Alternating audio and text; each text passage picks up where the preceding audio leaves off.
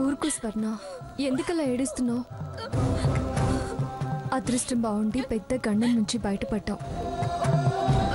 వద్దన్నావు కానీ సమయానికి సాకేత్ రఘురాం రాబట్టే కదా క్షేమంగా ఉన్నావు. నువ్వు వద్దన్నా, నన్ను కాదనుకున్నా ప్రమాదంలో ఉన్నావనగానే ఎందుకొచ్చారు? మన అనే ఫీలింగ్ ఉండబట్టే కదా.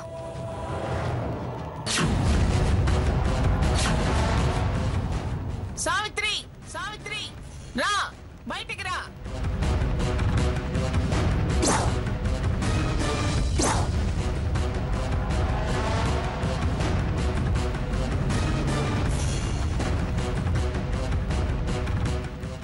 ఏది ఏది నీ కూతురు స్వర్ణ?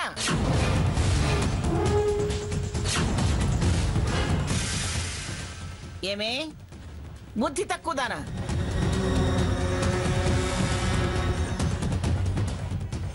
ఎక్కడికి వెళదాం అనుకున్నావే? పిల్లాన్ని ఏం చేద్దాం అనుకున్నావే? చదువుకున్న దానివి, ఏమిటి జ్ఞానం లేని పనులు? నిన్నే చెప్పాను, మాటలు కోటలు దాటుతాయి గాని చేతలు గడప దాటలేవని.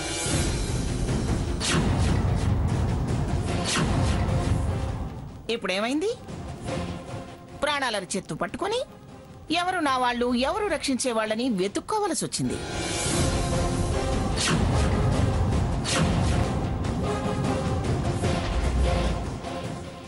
నా మనవళ్లే రాకపోతే నీ బతుకేమయ్యేదే?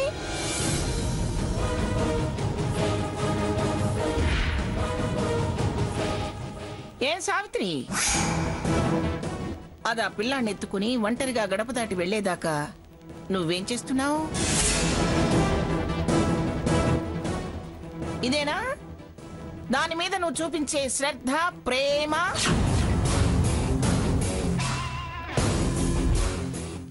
ఏం రామచంద్రయ్య మాస్టారు, అది చేసిన పనిని సమర్థిస్తారా, తప్పంటారా? హాస్పిటల్లో నా కూతురు అంటూ గుండెలు కొట్టుకుంటూ వెనకేసుకొచ్చావుగా.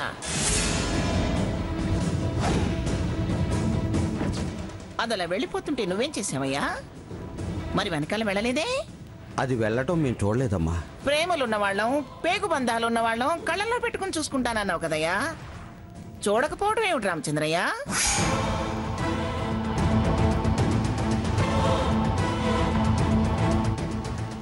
అది నీ కళ్ళల్లో కారం కొట్టి వెళ్ళిందా? నా కూతుళ్ళు రత్నాలు, వజ్రాలు అన్నవాడివి, వాటిని కాపాడుకోవటం తెలీదా నీకు? ఏదైనా జరగరాంది జరిగితే ఏం చేసేవాడివి?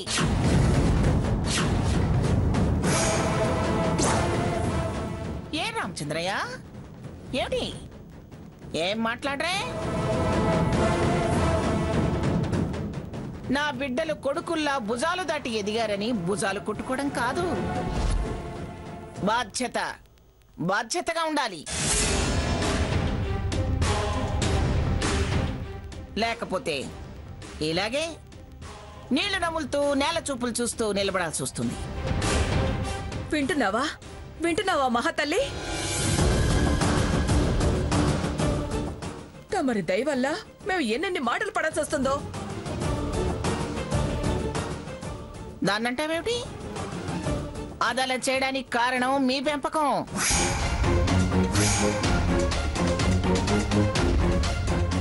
మీ ప్రవర్తన.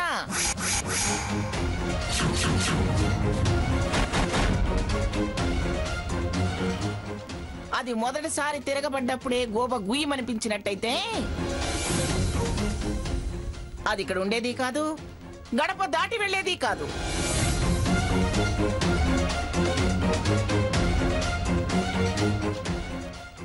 మీరు దాన్ని సమర్థించకుండా ఉంటే అదింత సాహసం చేసేదే కాదు. చేయాల్సిన పని చేయాల్సినప్పుడు చేయకుండా ఇప్పుడు దాని మీద కేకలేస్తావే?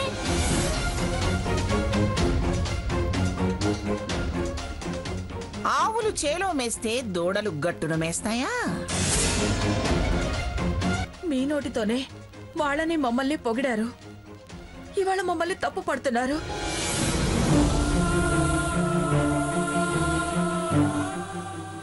దాని నిర్ణయానికి మేమా బాధ్యులం పిన్ని గారు. అవును, పిల్లల తప్పుడు నిర్ణయాల వెనక పెద్దల పెంపక ప్రభావం కూడా ఉంటుంది.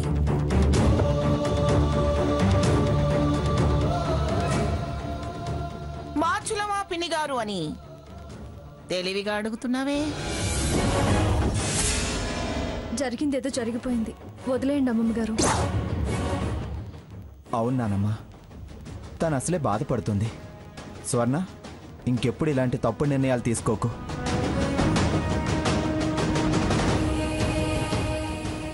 నీ గురించి ఆలోచించేవాళ్ళు నీ వాళ్ళు లేరనుకుంటున్నావు, కానీ మేమంతా ఉన్నాం. నీ మీద మాకెవరికి కోపం లేదు.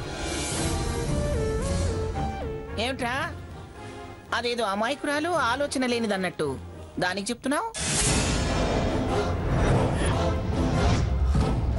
జరిగింది మామూలు విషయం అయినట్టు వదిలేయండి అంటున్నావేమిటి సీత?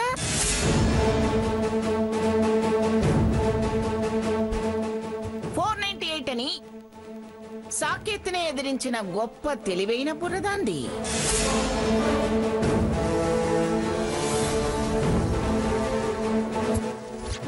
నా చక్రాల కుర్చీ మీద చెయ్యేసి వెళ్ళవతలక నెట్టేసిన ధైర్యవంతురాలు.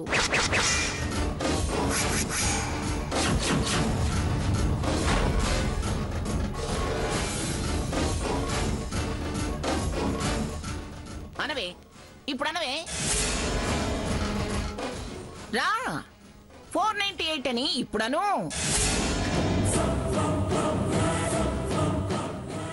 పిల్లాడి మీద వాడికి హక్కు లేదని ఇప్పుడు అనవే.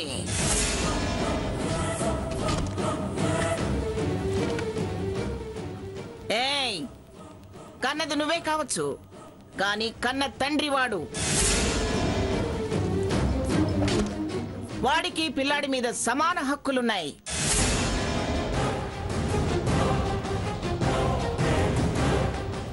ఏ జడ్జి తల్లిని బిడ్డని వేరు చేయరు మంగా అని మా జడ్జి గారు దీర్ఘాలు తీశారు. ఇలా పిల్లల్ని ఎత్తుకెళ్లే తల్లులున్నప్పుడు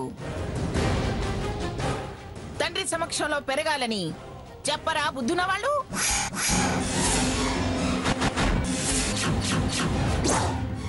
$78 తగ్గి నీ మీద 420 కేసు పెడతా. నువ్వేమనుకుంటున్నావో?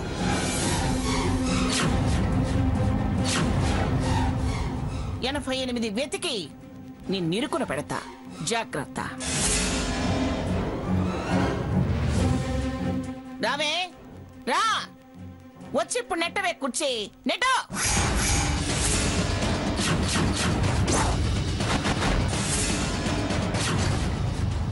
అవునే, అంత ధైర్యంగా నన్ను వాణ్ణి పో అన్నదానివి. ఆ రౌడీని పోనకపోయావా? వాళ్ళతో పోట్లాడలేకపోయావా? అక్కకి బావలకి ఫోన్లు ఎందుకు చేశావే?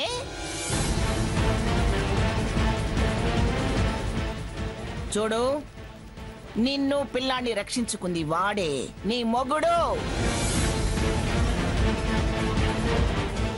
రక్షించి దక్కించుకున్న సొత్తు మీద వాడికి సర్వ హక్కులు ఉన్నాయి.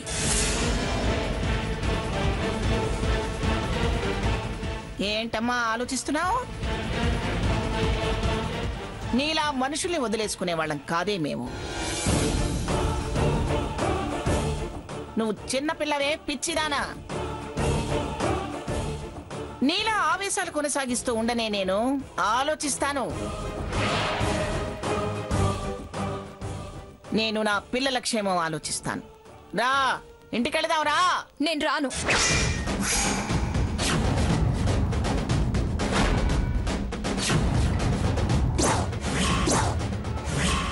ఏంటే ఏంటే ఇంకా మొండి కూతలు? అమ్మా, స్వర్ణ, మేం బతకడం నీకు ఇష్టం లేదమ్మా?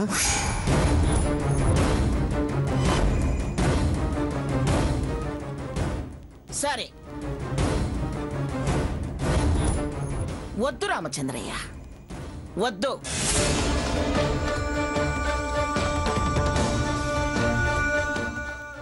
కొట్టి బెదిరించి కాపురాలు చేయించలేము. అది రానంటుందిగా, వదిలే. నేను ఇక అరిచి పంచాయతీ పెట్టదలుచుకోలేదు.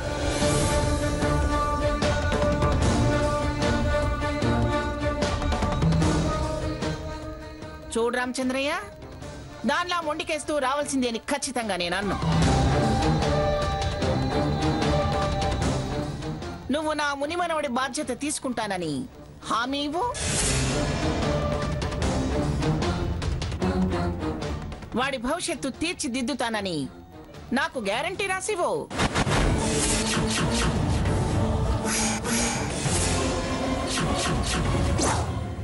హక్కులు అధికారాలు అని ఇక నేనేం గొడవ చేయదలుచుకోలేదు.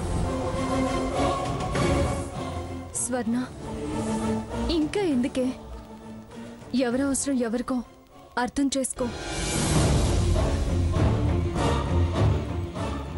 ఇంకా ఎంతకాలమే సాగదిద్దా? మా మాట విను.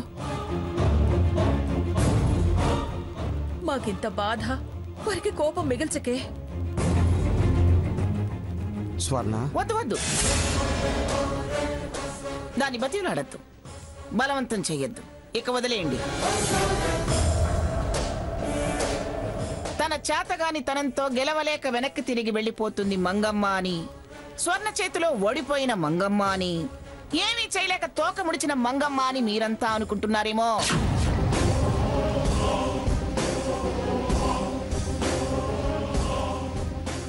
చివరిసారిగా చెప్తున్నాను, నువ్వు వస్తే ఇప్పుడు మాతో బయలుదేరిరా, లేదా నోటీసులు ఇచ్చిన గడువు లోపు 15 లక్షలు కట్టాలి.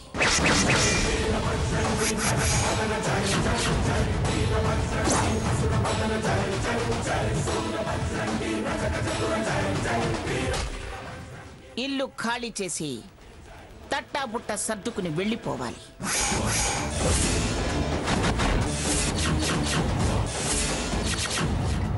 కాని పక్షంలో అది కాపురానికి రావాలి.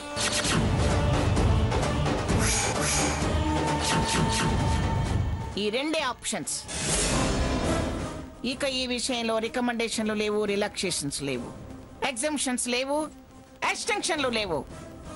ఓన్లీ డెసిషన్, అంతే. పదండ్రా వెళదాం. నానమ్మా, ఏమిట్రా, దాని కాళ్ళ దగ్గర బోర్ల పడమంటావా?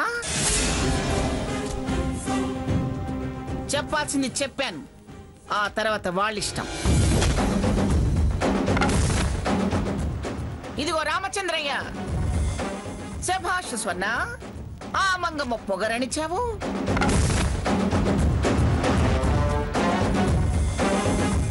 గొప్ప విజయం సాధించావు అని నీ కూతుర్ని పొగిడితే పొగుడుకో, నాకేం అభ్యంతరం లేదు.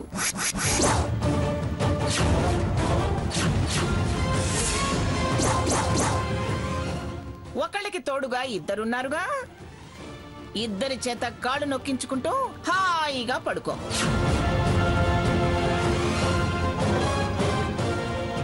చూడండి, కండిషన్స్ విన్నారుగా.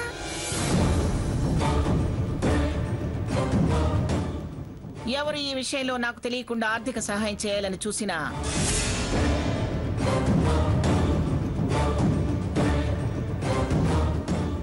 దాని కాపురం నిలబడదు. అది గుర్తుంచుకోండి.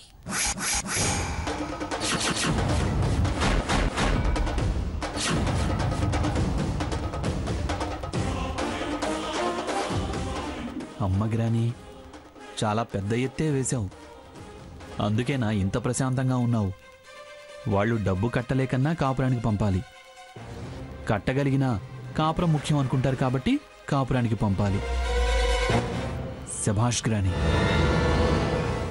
పదండ్రా. సావిత్రి, మళ్ళీ మళ్ళీ నేను రావటాలు ఉండవు, గుర్తుంచుకో. పదండ్రా ఇక.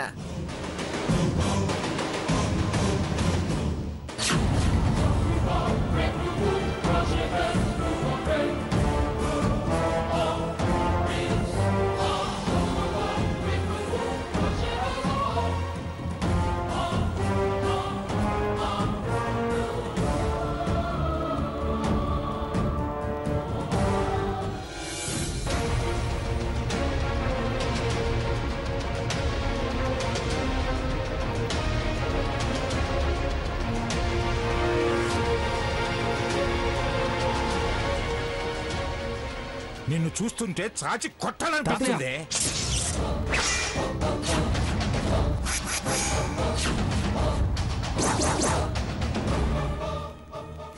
ఆగేరే, కొట్టండి.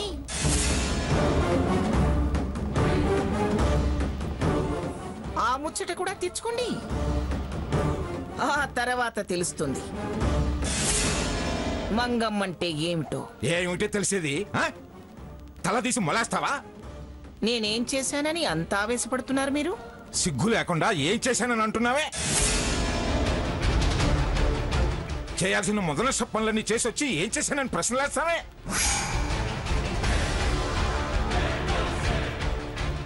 కాపురాలు కూల్ చేసే పని చేసి వచ్చి నన్ను క్రాస్ ఎగ్జామినేషన్ చేస్తావా? లక్షలు కట్టమన్నావట, కట్టేస్తే బంధాలు తెంచేస్తావా?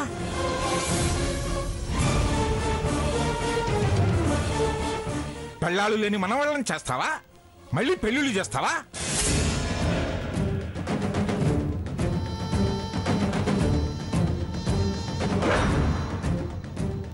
ఘనకార్యం ఏదో చేసి వచ్చినట్టు నన్ను ఊరూరు చూస్తావేమిటి?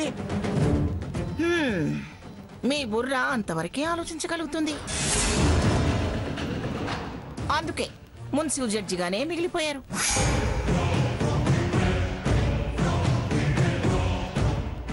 నేనే కాపురాలు కూల్చే ఆలోచన చేయలేదు, నిలబెట్టే ప్రయత్నమే చేసి వచ్చాను. డబ్బు గడితేనే సంబంధాలను వచ్చి మళ్ళీ ఈ మాట ఏమిటి? అదే మరి, వాళ్ళు ఎలాగూ డబ్బు కట్టలేరు కాబట్టి అది బిడ్డని చంకనేసుకుని కాళ్ళ బేరానికి వస్తుంది. అర్థమైందా? ఈ మాత్రం కూడా ఆలోచించలేని మీరేం జడ్జి అండి?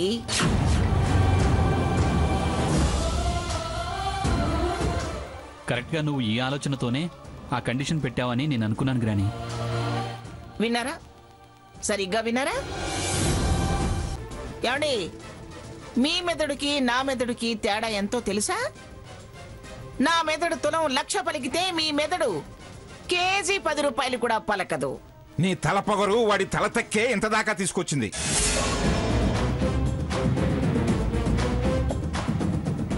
పిల్లా పాపలతో కళకళలాడాల్సిన ఇల్లు కళ తప్పి కన్నీళ్లు పెట్టుకుని ఎవరి దారిన వాళ్ళు బతికేలా చేస్తుంది.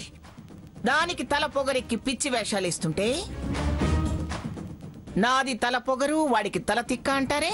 ఏంటి, వీడు వేసిన వెధ వేషాలు తలతక్క చేష్టలు మర్చిపోయావా? మావయ్య గారు, అదంతా ఎప్పటి సంగతో కదా, ఇప్పుడెందుకు, వదిలేయండి.